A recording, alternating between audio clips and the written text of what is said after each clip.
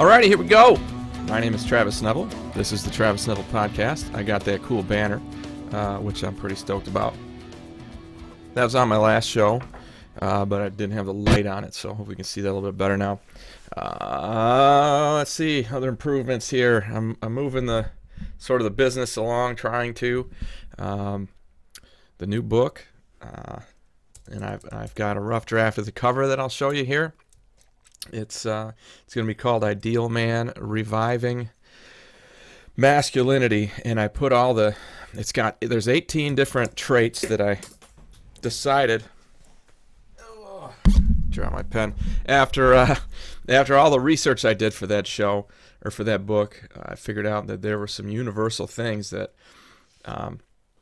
it's not stuff that women can't do, but a lot of it's just stuff that I think is missing in dudes, and or it's certainly not, being as appreciated as it should. And the idea is, well, maybe the guys that aren't doing this stuff just were never taught, and that's actually incredibly likely. And talk about these numbers. You guys know that more than half of divorces in our country fail. If you look at the numbers over the last few years, it's been really high, like 30-some% are the ones that have made it for the last 5 years. So that's going to mean you're a boy. You're going to be being raised by mom for the most part. You're going to go to schools that are nationwide 78% female. So you're not getting access to the male role modeling. I mean, these are things I've talked about in the show lots of times, but it's just a bad scene. So I talk about that, and I give these 18 traits or character, behavior, personality traits that, anyway, what I decided as I was doing all that, and like I said, I put together that rough draft for the cover. I'm curious what you think about that. Everything's, the first round edits is back from the publisher, and I'm just kind of putting the final tweaks on it. Looks like it's going to be out by Valentine's Day, sounds like at the latest, which is awesome. So that'll be great. Anyway, while I was waiting back for that round of edits, I was thinking, this is information that would have really helped me as a teacher, to know that these are the things that our young boys are facing. And I could have, I was a male role model, of course, and I was very aware of that, and I tried my best to be the best male role model, the best role model I could be. I know I dropped the ball a few times. I made some mistakes, but I think, that could be role modeling as well. That's where you start talking into, hey, how do you deal with your mistakes? How do you manage them? How do you grow and improve? And it's just being a role model is a thing that's ever changing. You're never going to be perfect.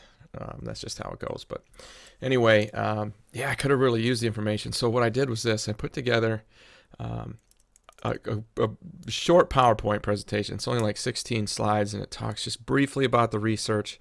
And then I started talking about, these are the things that I would have changed in my classroom to help to address this issue. Obviously, you're not going to get fathers back into homes, but you can do some things at school, even if you're a female teacher, to encourage the natural maleness of boys, which I think is being crushed.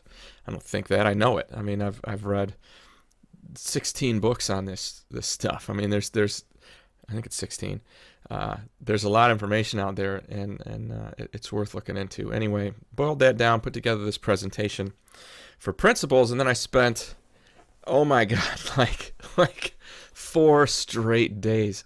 A couple nights I was up till like 2 a.m, just going through and putting together a list of email addresses for principals and superintendents and assistant principals and athletic directors, with the intention of sending this information out. Hey, here's a flyer. Here's what I want to talk about. Here's this brief PowerPoint, so you can kind of get an idea what the deal is. And if you're interested, I'll come in and talk. I'll come in and talk to your staff. I mean, obviously, it's maybe it's not obvious, but I don't think that this information it's not for kids. It is for kids, but it's not to be utilized by kids. The whole idea is to make them better. And there's a lot of places in public education that were dropping the ball on this like crazy. 10 years ago when I left the classroom, I can't imagine how soft it is now. I can't imagine. Anyway, yeah, so I did that. I'm pretty excited about it. It took me, like I said, that was almost a week of work total between the flyer and getting the emails together and polishing that PowerPoint. And I sent it out to a couple different principals that I know to be like, hey, what do you think of this? Is this going to be a thing that'll work? How can I make it better? How can I, trying to get it polished up for presentation. And eventually I landed on this idea, which is what I want to talk about today, of qualification, of expertise, of essentially this. I get this question. I'm a lot more active now on social media than I ever have been, and that's to get my name out there. It's pretty simple as how that works. And actually, I have a lot of interest in it. Like, I very prescriptively follow people who are doing similar things to what I'm doing, who are really smart, or maybe they're in this arena. There's a lot of guys who, and I talk about them a lot, Ryan Michler and Jordan Peterson, Jack Donovan, Jocko, all these guys who are in this kind of masculinity thing, this manosphere. And, I want to know what they're doing, how they're doing it. What's that look like? What's this look like? And mostly what it does is it inspires me. I get ideas and I get thoughts, and, they've been in it for years before I got here. And, I get all the time, well, shit, that's a good idea. Like as I was developing this presentation, I'm on the treadmill and I'm watching an interview between Ryan Michler and some dude. I don't know who the hell this guy was, but the guy asked him, well, I mean, what about all this stuff? How's any of this stuff going to help our daughters? And I'm thinking, shit. This whole time I've been thinking somebody's going to ask me that. I'm not sure exactly what to say. And Michler goes, well, I mean, do you want your daughter to know what a good man looks like, or do you want her role models to be shitty? Because that's who she's going to date, and that's who she's going to end up with. And I was like, bam, motherfucker. Hell yeah, crushed it, Ryan. Well done, sir. So I'll be using that one. You know what I mean? Like, so you get these tips and these pointers, which are super helpful. And, that's how anything goes, okay? And that's really where I'm trying to get here, is this qualified thing. I get this question, what makes you qualified to talk about this stuff? What makes you qualified to talk about relationships? What makes you qualified to talk about masculinity? I mean, it's true. I don't have my degrees. You can see them back here, right there. They're in education. I mean, I started my master's degree in human resources, and I just didn't like it, so I went back into education. But they're in education. They're in like getting information across to people. That's what they're there. That's what I learned, how to get that information across. So does that make me qualified? Well, shit. I mean, what am I doing here? Right? Here you are watching me record this video, which is a result of the entirety of my experiences. The degrees, there's one part of it. I've read a lot of books. I've spent a lot of time thinking about this stuff. Like I told you, I'll be on the treadmill and I'm listening to other guys who do similar things to what I do. Well, how did you do it? How did you get to here? How did you get to there? You know what I mean? Like connecting those dots. And it's a process, right? I mean, there is no finish line. Like say if you're a doctor, right? There's a thing where, you got your undergrad and then you go to medical school and then you do your residency. And at some point they kind of cut you loose, right? And all right, go ahead and practice medicine. But are you better right then? Or are you better 10 years later or 20 years later? You're probably better later on. I mean, you should always be improving no matter what the fuck you are, what your profession is. You should constantly be improving, right? So at what point are you qualified? Medicine is one of those in law. These are a couple of unique fields where they at some point they deem you able. Teaching was like that. I came out of student teaching, like, all right, go get a job. But I'll tell you, I was terrible when I started. I mean, I was not good. I was not a good teacher. I had the raw skills, I can see that, but I had not at all practiced my craft. But you don't get better unless you do that shit. You got to do it. You got to go out there and do it. So we go back again to this qualification piece. Like for me, for doing this, I mean, there's no degree in doing podcasts for dudes. There's no like certification program. I'm thankful for that because most certification programs are just ways for the government to make you pay them money for your certification. Yeah, it's my teaching certificate. I had to keep paying money to get it back, you know. But if you pay attention and you really give a shit and you learn, and more important than anything else, if you fucking do the thing, you'll get good at it. It's crazy how that works, you know? And so in the vacuum that exists without any kind of certification program or any kind of degree, I just fucking started doing this shit. I just started doing it. You know? I was like, you know what? I want to write a book. I want to see if I can write a fucking book. And I was all pumped up about it. And I decided what it was going to be about, and I wrote the damn thing. It took like 3-4 weeks. But I didn't really know what I was doing. I'd never done it before. And then I went through the publishing process, and I learned a ton there. And all of a sudden, I was an author. I'm like, holy fuck. That was a whirlwind. It went so fucking fast, and now I'm an author. I'm like, shit, like, if you Google me right now, if you Google Travis Neville, I mean, you know, there's a lot of bad shit on there. But what's going to come up, and I'll show you this because I'll throw it up here on the screen, but it says author. There's a picture of me in a blue button-down shirt with my arms folded, and it says Travis Neville, author. Like, that's who I am now because I fucking did a thing. Because I went and did it. I didn't go to school to be that. Now, granted, my undergrad was, you know, my major was English, and I focused on language arts when I was in my master's program, but didn't make me a writer. You know what made me a writer? Fucking writing. That's what made me a writer. You know what I mean? Now, it seems so simple, but the lesson here is it's the best and the worst thing, right? It's the worst because the hardest fucking thing to do is to just fucking start. Doesn't matter what it is. You want to be in good shape. You know what I mean? You want to be a professional at something. You want to be a good partner in your relationship. You want to be a good parent. You have to accept you're going to fuck a bunch of shit up, but you'll get better as you go.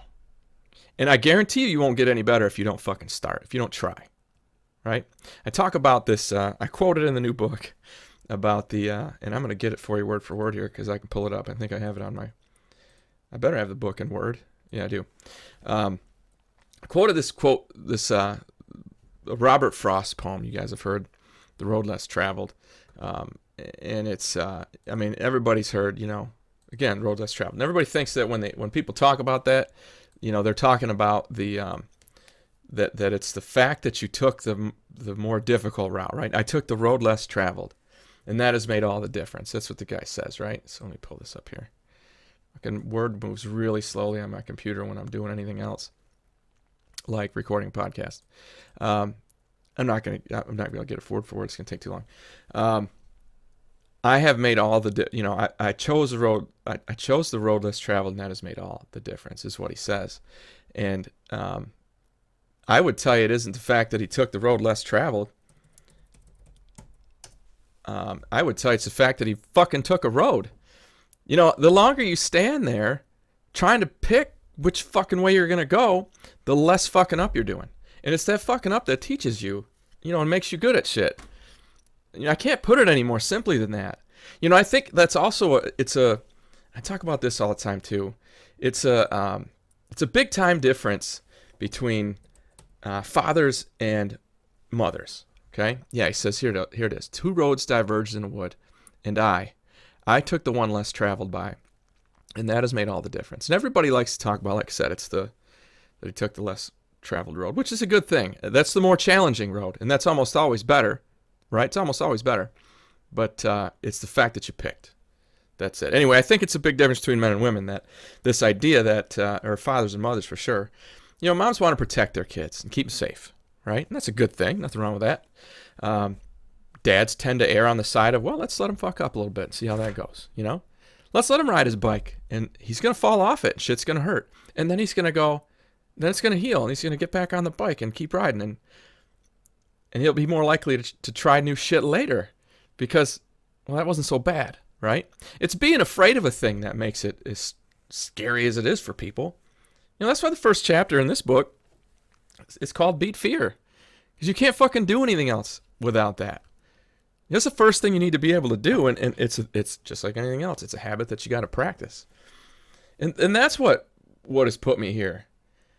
You know, I mean, if I'd have looked at this shit, looked at my life 3 years ago, right? And, you know, I was coming out of a breakup. I was heartbroken. I was just rebuilding myself in a lot of ways. If you'd have told me that I'd be where I am today with 2 books and, you know, and almost 50 episodes of a podcast and a plan to get out in front of teachers to teach them about these topics, I'd have shit myself. I mean, for 2 reasons. Number one, I'd have been like, holy fuck, you're lying. And second, I'd have been like, oh my God, that sounds like so much fucking failure to get from here to there. You know what I mean? It sounds like I'm going to fuck that up a lot. You know? And I did. I mean, look at the football thing. You know, I said some shit on here that was fucking true. You know, I didn't lie. I'll never lie to you. Okay? I'll never lie to you. But pissed off some people. Some moms went on a witch hunt trying to keep their kids safe instead of letting him deal with this situation. And I'm not telling you I was free of any guilt there. I learned from that, hey, it might have been the truth, but just because something's true doesn't mean you say it, okay? Like the next time your wife asks you if that dress makes her look fat. Just because something's true doesn't mean it's in your best interest to fucking talk about it. I mean, I should have known that as a man in his 40s, for fuck's sake. And I paid the price. I paid a big price for that, for doing that on here. But now that I've made that mistake, obviously I know that I'll be better. And because of the losses that I took as a result of that, losing my coaching job and, you know, probably losing some friends, and because of the losses that I took, now I have to succeed. Like, now I have to make this work, because otherwise those losses were for fucking nothing. They're for nothing. I lost all that shit and I didn't even fucking follow through. You know what I mean? But if I kill it, but if I get to where people start calling me an expert and start paying me for what I think, paying me for my advice, which I think is right around the corner, well, then maybe it will be worth it. It'll be more worth it than quitting would be. You know what I mean? Like, when that shit happened with football, there wasn't a second of thought where I was like, I'm going to stop doing this. You know, like, I was talking to a very important person in my life, a role model of mine, right when that shit went down. I'm like, man, I feel a little bit lost here. I'm kind of reeling. I'm trying to make sense of this. I know I'm not making clear decisions. And he said, well, you should just ball it up. You should quit doing that podcast shit. Just go get yourself a regular job. It's making too many waves. And like, my jaw hit the fucking floor. And I told him, I'm like, I can't fucking believe that just came out of your face to me right now. I can't believe that shit. There's no way. I've already had the losses. So I've got to make it worth it. You know what I mean? I have to. And that, when people talk about your failures become your motivators, that's how it fleshes out for me. You know what I mean? Every one of those failures, I'm like, fuck, I'm not doing that again. And if I fail, if this doesn't work, now I just have a bunch of failures and nothing to fucking show for it. You know what I mean? So I have to, and I will. You know, I say this in the new book. I'm so fucking excited about this book, you guys. I'm not going to tell you it's my best writing, but it's got so much fucking good information in there. There's so much shit that will fire you the fuck up. Like, I talk about Cortez and his very famous burn the ships thing. You know, it's succeed or die trying, and that's it. I mean, I'm going to ride this until I can't. You know what I mean? Like, that's what I'm going to do. Yeah, I think about my business, my construction recruiting business. It's the same thing. Pulled that fucking shit out of thin air. I was doing that in a building for somebody else. I was working for a construction company, filling their jobs and doing a bunch of other HR roles. And I realized very quickly, people will hire me to do this on the side, and I'll make a lot more money, and I'll work from home, and this is fucking awesome. And nobody ever asked me if I was qualified, but I remember thinking about it. I'm like, fuck, what makes me qualified here? You know what made me qualified? That I was fucking doing it. Hey, I'm out here doing it, which means I'm learning. I'm getting better. And I have the fucking balls to try. You know? I'm sure there's people who could be better construction recruiters than I have been. They don't have the balls to try, so it doesn't matter. It doesn't fucking matter. You know? And it's the same thing with this book stuff. Am I the best writer in the world? Fuck no. You guys know my background in education is what it is. I've read tons of books. I love Steinbeck, and I talk about To Kill a Mockingbird in the new book, and they're great writers, but there's a niche for me too. And as I was thinking about this whole business with the teaching thing, like with bringing my message to teachers, that's my niche right there. So I'm listening to Ryan Michler, and I'm reading Jack Donovan's books. I'm listening to Jocko and Jordan Peterson, all these guys. None of them was a fucking high school teacher, but I was. And that's what I bring to the game that they can't. See what I'm saying? That's my angle. That's where I make my fucking mark. You know, and that just, it didn't come to me until like the last week. That's where this is supposed to go. And I would have never figured that out had I not been fucking hammering on it. Had I not been trying. Had I not been paying attention. You know? I had to get through all of that shit to get to where I'm like, okay, yeah, I think this is what I'm supposed to be fucking doing. Especially when I talked to a buddy of mine that I went to college with who's a principal in Wisconsin. I actually quoted him in this book. Great dude. I love talking to him. I just can't stop laughing when I talk to him. He's just a great dude. And he started telling me what schools pay to have professional development people come in and to have like speakers come in and talk to their staffs. I'm like, holy fuck, that's a small fortune. Like, I had no idea all those times when I was a teacher and people are coming in and talking to us, these gurus and experts and shit, that they were making that kind of money. Holy fuck. I probably would have changed jobs a long time ago. I don't know, man. The idea here that I keep trying to get to is what makes you qualified to do a thing. And like I said, in with a few exceptions, those being some obvious ones like the airline pilot, doctor, lawyer, there are some sort of rites of passage for certain professions. But for most of them, there isn't anything. You know, I suppose if you're a carpenter, you could get your union card, or you could get, like if you're a plumber, you can get certified through the state as a journeyman. And there are some things there. But just because you're a journeyman doesn't mean you're better than the guy who isn't. You know what I mean? I'm going to tell you dollars to donuts, it's the guy who's got more hours on task. And bigger than that, the one who's been paying attention and trying to be fucking good at it. You know? I remember thinking when I was painting houses in college, I had a guy come up to me and say, I just started. You know, I'm working for this company, and I've been in it for a year or two, right? Something like that. And the guy's like, hey, man, would you work on the side? Would you paint the inside of my garage? I'm like, oh, I don't know. I didn't have any fucking confidence in it. And I talked to my crew leader. I'm like, well, what do you think about me? He's like, well, I think you should, and I think this is what you should charge because that's what Gary would charge, and Gary was the guy who owned the business. I'm like, don't you think there's a kind of a big difference between Gary's work and my work? And he looked at me and he said, who does Gary's work? You do. So no, there's not a difference. Go fucking tell that guy what it's going to cost to go paint his fucking garage. And it just didn't occur to me. There's no certification for being a painter either. You know what I mean? Unless you're in the union.